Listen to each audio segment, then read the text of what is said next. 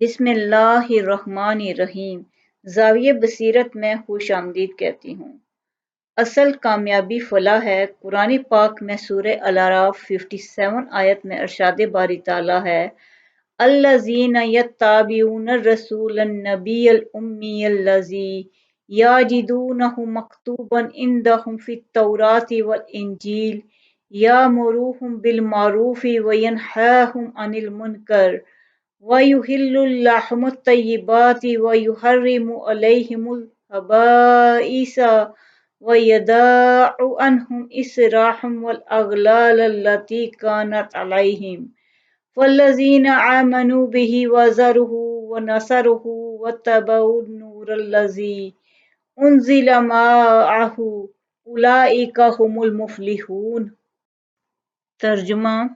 جو اتباع پیروی کریں گے نبی امی کی، جس کا ذکر وہ تورات اور انجیل میں لکھا ہوا پائیں گے، جو انہیں اچھی باتوں کا حکم دے گا اور برائیوں سے روکے گا،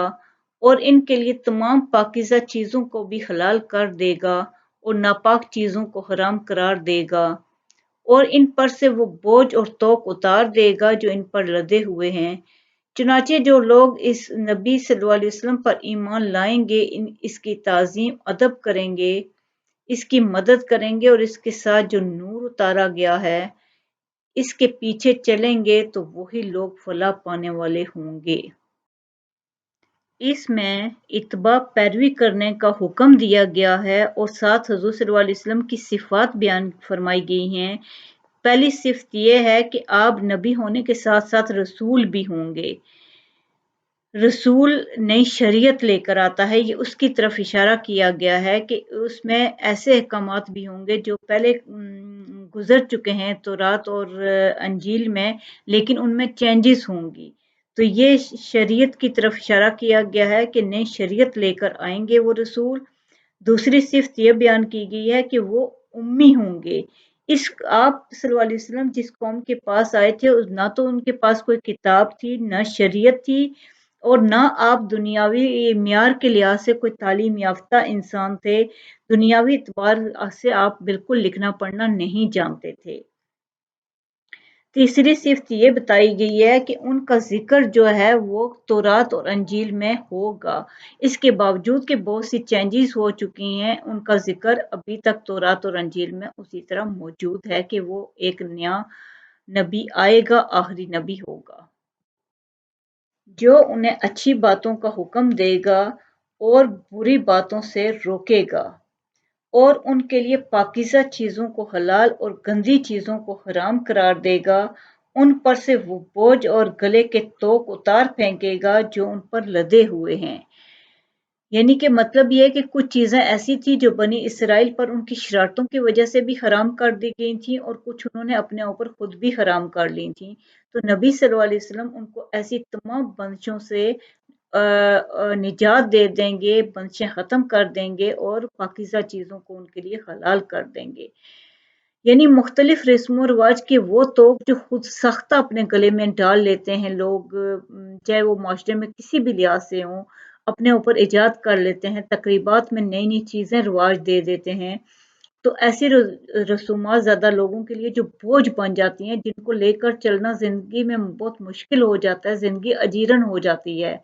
یہ تمام فضول رسومات ان سے نجات دیں گے، ان کی تمام قیدوں اور بندشوں کو اٹھا دیں گے، بوجھوں سے نجات دلا دیں گے،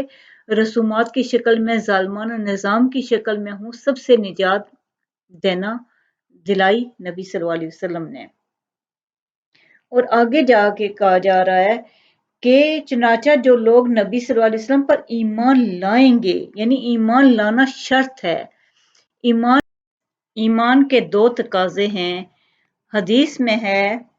تم میں سے کسی شخص کا مجھ پر ایمان نہیں ہے جب تک کہ اس کی خواہش نفس تابع نہ ہو جائے اس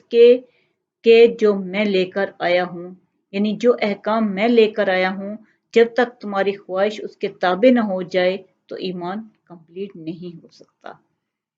دوسرا ہے، صحابی انس رضی اللہ تعالیٰ عنہ سے روایت ہے کہ نبی صلی اللہ علیہ وسلم نے فرمایا،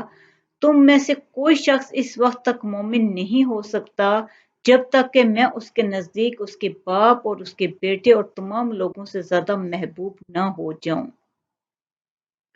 تو ایک درجے میں اطاعت و اتباع اور دوسرے درجے میں محبت رسول، یہ ایمان کے تقاضے ہیں۔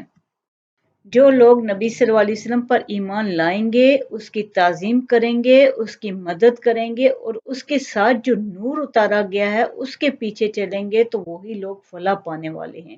جب ایمان آ جاتا ہے تو وہ تعظیم ادب خود بخود آ جاتا ہے، عظمت خود بخود دل میں آ جاتی ہے،